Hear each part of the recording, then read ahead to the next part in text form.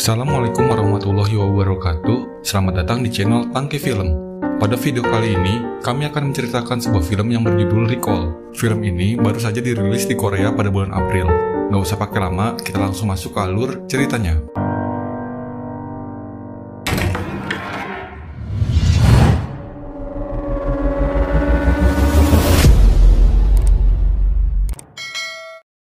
Film diawali dengan Sojin yang terbaring di rumah sakit. Ia baru saja siuman setelah perawatan akibat mengalami kecelakaan. Kemudian, dokter menanyakan apa ia mengenali suaminya Ji-hoon. Namun, Sojin tidak mengenalinya. Dokter kemudian mengatakan kalau Sojin mengalami amnesia. Dari buku diari yang diberikan oleh Ji-hoon, diketahui Sojin adalah anak yatim piatu. Setelah Sojin pulih, mereka kembali ke apartemen. Ji-hoon meminta Sojin menunggunya di parkiran karena barang bawaan yang banyak. Sojin yang sudah menunggu terlalu lama merasa bosan, lalu segera masuk ke apartemen untuk menyusul Ji-hoon. Namun, saat naik lift, tiba-tiba listrik apartemen padam yang membuat Sojin terjebak di dalam lift. Ji-hoon yang khawatir listrik padam segera mencari keberadaan Sojin. Awalnya, Ji-hoon ingin lewat tangga darurat, tapi tiba-tiba listrik kembali menyala dan ia segera menekan tombol lift. Saat pintu lift terbuka, ia melihat Sojin sudah pingsan, lalu Ji-hoon membawanya ke kamar. Ji-hoon yang khawatir menyuruh Sojin untuk kembali ke rumah sakit, namun Sojin menolaknya. Sojin melihat sebuah lukisan dan ia bertanya pada Ji-hoon tentang lukisan itu. Ji-hoon menjawab itu adalah lukisan Danau Vermilion di Kanada dan ia juga berkata mereka akan pindah ke sana. Keesokan harinya, Sojin yang bosan ingin pergi keluar dan meminta izin pada Ji-hoon. Ji-hoon yang khawatir melarangnya, tapi Sojin berkata ia tidak akan lama.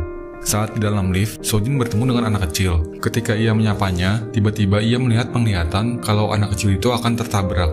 Tak lama berselang, ia menyadari penglihatannya itu menjadi kenyataan. Sojin segera berlari untuk menyelamatkan anak itu, tapi tiba-tiba ia diselamatkan oleh Ji-hoon. Di tempat terpisah, polisi sedang olah TKP di sebuah gedung terbengkalai, terkait adanya laporan dari kepala proyek tentang beberapa barang proyek yang hilang. Kepala proyek berkata gedung itu nantinya akan dirobohkan dan diganti dengan yang baru.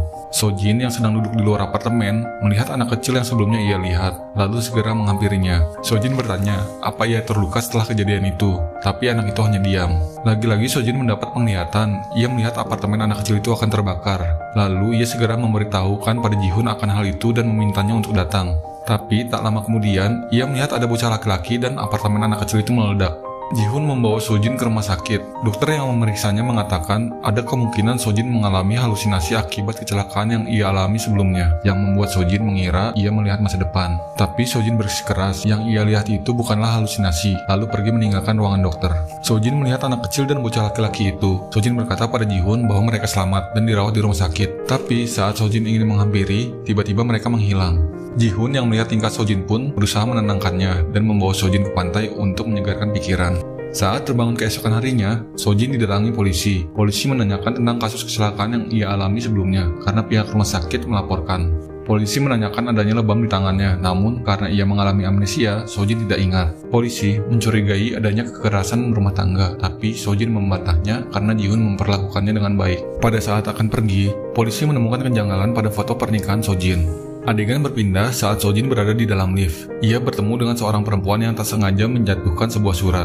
Saat Sojin mengambil surat yang terjatuh dan mengembalikannya, lagi-lagi penglihatannya muncul. Dalam penglihatannya, Sojin melihat perempuan itu disakiti oleh seorang pria tua.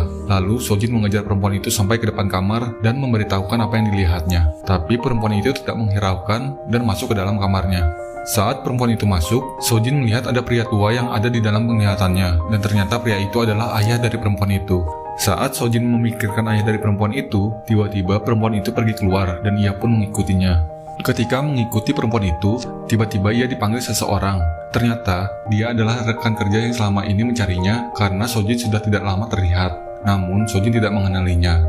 Lalu, orang itu membawa Sojin ke tempat di mana mereka bekerja.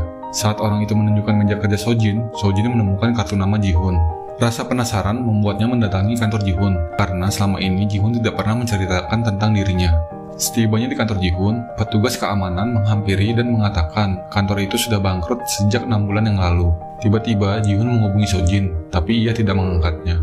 Waktu Sojin pulang, Ji-hoon yang khawatir bertanya Sojin dari mana dan kenapa Sojin tidak mengangkat teleponnya. Sojin malah balik bertanya, apa karena Ji-hoon bangkrut? Jadi Ji-hoon memutuskan mereka akan pindah ke Kanada. Ji-hoon menjawab, ia hanya tidak ingin membuat Sojin khawatir. Lalu Ji-hoon bertanya, apa ingatannya sudah kembali sehingga Sojin bisa menemukan kantornya? Tapi Sojin menjawab, ia pergi ke kantor tempatnya bekerja. Esok harinya, polisi yang sedang menyelidiki kasus di proyek bangunan menemukan petunjuk dari rekaman CCTV kalau Ji-hoon adalah satu-satunya orang yang keluar dari proyek bangunan itu. Polisi lalu menanyakan kepada kepala proyek tentang Ji-hoon. Kepala proyek mengatakan Ji-hoon adalah arsitek yang bertanggung jawab pada proyek bangunannya itu. Ia juga mengatakan saat proyek bangunan itu bangkrut, Ji-hoon bersembunyi dari rentenir dan tak ada yang tahu keberadaannya. Di apartemen, Sojin diperlihatkan menerima paket dari teman kerjanya. Di dalam paket itu, Sojin menemukan foto ia bersama dengan laki-laki lain yang membuatnya penasaran. Saat ingin kembali ke kamar, ia tak sengaja bertemu dengan pria tua yang sebelumnya ia lihat. Sojin yang marah karena penglihatannya tentang pria itu lalu berkata padanya, jika pria itu menyakiti anaknya, Sojin tak akan segan-segan melaporkannya pada polisi. Mendengar ancaman Sojin, pria itu langsung mencekik Sojin dan membuat paket Sojin terjatuh. Ji-hoon yang kebetulan berada di lift sebelah mendengar suara Sojin dan datang menghampirinya. Sojin menceritakan tentang penglihatannya soal pria tadi pada Ji-hoon, tapi Ji-hoon malah menyuruhnya minum obat dan berkata Sojin berhalusinasi lagi. Pada tengah malam, Sojin terbangun dan ia melihat Ji-hoon tidak ada di kamar. Saat Sojin mencari Ji-hoon, ia tak sengaja melewati kamar perempuan waktu itu. Ia mendengar teriakan perempuan itu, namun saat mendekat, ia mendapat penglihatan dan Sojin segera bersembunyi. Sojin melihat seorang pria keluar dari kamar anak itu membawa koper besar. Tak sengaja, pria itu menjatuhkan koper dan kalungnya. Sojin mencoba melihat wajah pria itu, namun karena gelap ia tak begitu jelas melihatnya. Diperlihatkan, pria yang membawa koper itu adalah Ji-hoon. Pada saat Ji-hoon ingin pergi dari apartemennya, penjaga apartemen memberikan paket Sojin yang terjatuh di lift sebelumnya. Ji-hoon melihat isi paket itu berisi foto Sojin dengan seorang pria. Pada pagi hari, Sojin kaget melihat Ji-hoon yang sudah menyiapkan sarapan untuknya. Sojin bertanya, kemana Ji-hoon semalam? Ji-hoon menjawab ia tidur di samping Sojin dan tidak kemana-mana. Ji-hoon mengatakan, Sojin mungkin berhalusinasi lagi. Rasa penasaran membuat Sojin pergi menemui rekan kerjanya dan menanyakan tentang Ji-hoon. Mendengar itu, temannya menanyakan apa Ji-hoon memukulnya lagi. Temannya berkata, waktu Sojin ingin berhenti bekerja, ia mengatakan Sojin akan bercerai dengan sang suami karena perlakuan kasar yang dialaminya. Temannya bertanya, apakah Sojin sudah menerima paket darinya? Sojin yang ingat paketnya terjatuh di dalam lift, lalu segera pergi menemui penjaga apartemen dan menanyakannya. Penjaga apartemen mengatakan paketnya sudah diberikan kepada Ji-hoon semalam dan ia memberitahukan suaminya juga membawa koper besar. Sojin yang mengetahui hal itu segera mengecek lemari suaminya dan ia menemukan kalung yang sama dengan pria yang tadi malam ia lihat. Menyadari hal itu, Sojin melaporkan hal itu ke kantor polisi. Ia berkata pada polisi, Ji-hoon telah membunuh pria tua dan dimasukkan ke dalam koper besar. Polisi menanyakan apa Sojin mempunyai bukti. Sojin menunjukkan kalung suaminya yang dipakai di malam kejadian. Namun, tiba-tiba Ji-hoon datang dan menanyakan apa yang dilakukan Sojin di kantor polisi. Ji-hoon mengetahui keberadaan Sojin karena ia memasang aplikasi pelacak pada HP Sojin. Sojin lalu menuduh Ji-hoon yang telah membunuh pria tua, tapi Ji-hoon berkata Sojin berhalusinasi lagi. Polisi yang mencurigai Ji-hoon pun mengatakan untuk membuktikannya, mereka akan mengecek apartemen pria tua tersebut. Setibanya di sana, Sojin merasa heran, apartemen itu kosong dan tidak berpenghuni. Polisi mengatakan kamar itu belum laku terjual dan belum pernah ada yang menempatinya. Mendengar itu, Sojin yang kesal pun pergi. Saat kembali ke kamar, Ji-hoon mengatakan pada Sojin, Ji-hoon akan pergi memesan tiket penerbangan ke Kanada karena 2 hari lagi mereka akan pindah. Namun, Sojin yang masih kesal hanya diam. Sojin yang masih penasaran keluar dari apartemennya. Saat di lift, ia bertemu dengan pria yang berfoto bersama dirinya yang pernah ia lihat dalam paket. Karena penasaran, ia mengikuti pria itu. Tak lama kemudian, Sojin melihat pria itu sedang ditagih oleh rentenir. Lalu pria itu mengajak Sojin ke kamarnya. Sojin pun mengikutinya. Pria itu berkata ia sangat khawatir pada Sojin. Saat di dalam kamar, pria itu mengajak Sojin bertemu jam 8 malam. Sojin yang tiba-tiba melihat penglihatan melarang pria itu pergi. Sojin mengatakan jika pria itu pergi, pria itu akan dibunuh. Pria itu menyangka Sojin hanya menakut-nakutinya, lalu ia tidak menghiraukannya. Dan saat Sojin melihat kamar pria itu, ia melihat foto pernikahannya dengan pria itu. Di kantor polisi, kepala proyek sedang dimintai keterangan tentang kasus sebelumnya. Saat proses interogasi, kepala proyek berkata, pada malam kejadian, ia melihat seseorang meninggalkan bangunan. Saat polisi menunjukkan foto Ji-hoon, kepala proyek membenarkan pria yang ada di foto itu yang dilihatnya pada malam kejadian. Polisi mengatakan pria yang di foto itu Ji-hoon, namun kepala proyek menyangkal yang ada di foto itu bukanlah Ji-hoon. Sojin yang meyakini penglihatannya itu akan terjadi, segera menghubungi polisi dan mengatakan akan ada yang dibunuh di proyek bangunan jam 8 malam. Polisi yang mendengar laporan Sojin pun langsung pergi ke sana. Sojin yang tiba di bangunan itu melihat Ji-hoon sedang menyeret pria itu dan menaruhnya di bangunan tersebut. Sojin yang kaget tak sengaja menyenggol batu dan membuat Ji-hoon mengetahui keberadaannya. Ji-hoon yang melihat Sojin pun mengejarnya. Sojin yang ketakutan bersembunyi, dan saat ada kesempatan, Sojin menyerang Ji-hoon. Sojin bertanya, kenapa Ji-hun membunuh pria itu? Ia juga bertanya, apakah pria itu Ji-hun suaminya yang asli? Dan siapa dia yang selama ini berpura-pura sebagai Ji-hun? Tahu polisi akan tiba di tempat itu, Ji-hun mengajak Sojin pergi dan akan dijelaskan nanti. Tapi Sojin yang kebingungan memaksanya mengatakan yang sebenarnya. Ji-hun hanya mengatakan ia melakukan semua ini untuk kebaikan Sojin. Polisi yang datang segera menyelamatkan Sojin dan menangkap Ji-hun. Sojin mengatakan pada polisi, Ji-hun membunuh seseorang. Saat Sojin menunjukkan lokasinya, tiba-tiba mayat itu sudah menghilang. Sojin yang kebingungan lalu mengecek koper yang dibawa Ji-hun, tapi di dalamnya hanya ada perkakas. Ji-hun berkata bahwa Sojin berhalusinasi lagi, tapi Sojin yang depresi tak menghiraukannya dan memukul-mukul bagian bangunan dengan palu. Ji-hun lalu menenangkan Sojin dan berkata pada polisi ingin membawa istrinya pulang, tapi polisi segera mencegah dan menangkapnya. Dari informasi yang didapatkan dari kepala proyek, polisi menanyakan kenapa Ji-hun terlihat berada di gedung saat kejadian malam sebelumnya. Karena Ji-hun tidak menjawab, polisi kemudian menghancurkan bagian bangunan yang Sojin pukul sebelumnya. Polisi pun menemukan mayat yang memakai jam tangan milik Ji-hun. Di kantor polisi, Ji-hun diinterogasi siapa ia sebenarnya. Diketahui ia adalah Sun-woo. Sun-woo juga diketahui ia adalah kakak angkat Sojin. Sun-woo bercerita, pada saat malam kejadian sebelumnya, Sun-woo bertengkar dengan Ji-hun yang asli. Mereka bertengkar karena hutang judi Ji-hun menyebabkan kantor Ji-hun bangkrut. Dalam pertengkaran itu, Sun-woo tak sengaja membunuh Ji-hun. Polisi memberikan alamat apartemen Sojin yang asli. Polisi berharap dengan kembalinya Sojin ke apartemen aslinya bisa membantu memulihkan ingatan Sojin.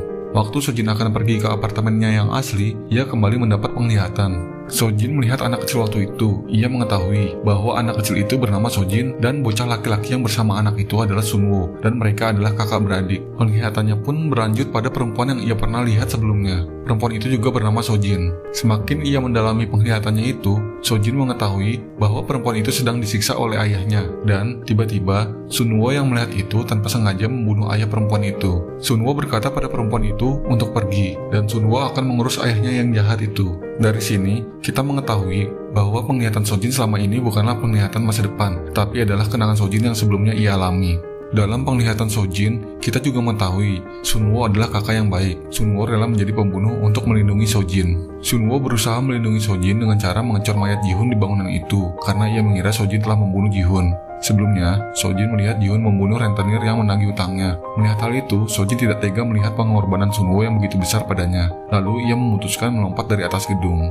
Kemudian Sun-woo pergi ke bawah untuk menyelamatkan Sojin dan membawanya ke rumah sakit yang tanpa mereka sadari, Ji-hun ternyata masih hidup. Sojin yang berada di apartemennya dikejutkan dengan kedatangan Ji-hun asli. Ia tidak mengira kalau Ji-hun masih hidup. Ji-hun yang juga kaget lalu mencoba mendekatinya. Sojin yang melihat itu sangat ketakutan, lalu dia berusaha melarikan diri. Sojin pun berusaha untuk menghubungi kepolisian dan mengatakan kalau Ji-hun masih hidup. Namun, tugas itu merasa kalau itu cuma halusinasi Sojin.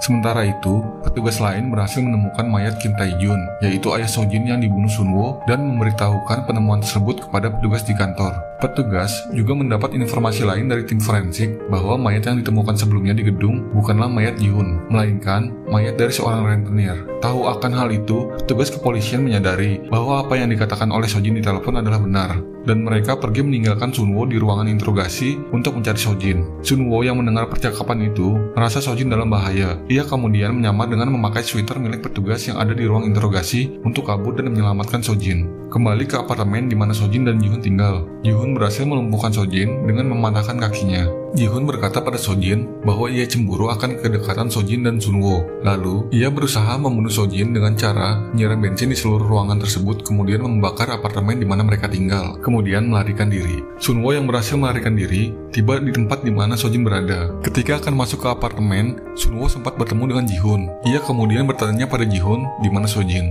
Dengan amarah, Ji-hun berhasil menusuk Sojin, lalu pergi melarikan diri. Namun, polisi yang sudah tiba di tempat itu berhasil menghadang dan kemudian menangkapnya. Sun-woo yang masih bertahan dengan luka tusuk segera menuju kamar di mana Sojin berada. Ia berhasil menemukan Sojin yang pingsan dalam keadaan kamar yang terbakar. Ia berusaha mengeluarkan Sojin dari ruangan itu, namun sayang mereka telah terjebak.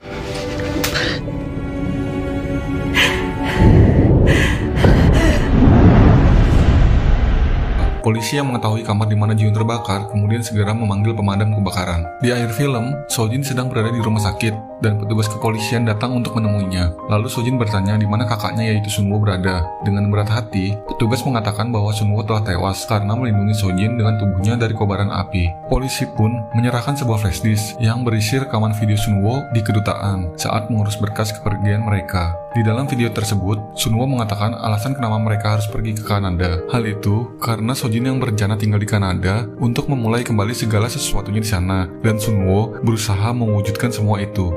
Dan film pun berakhir.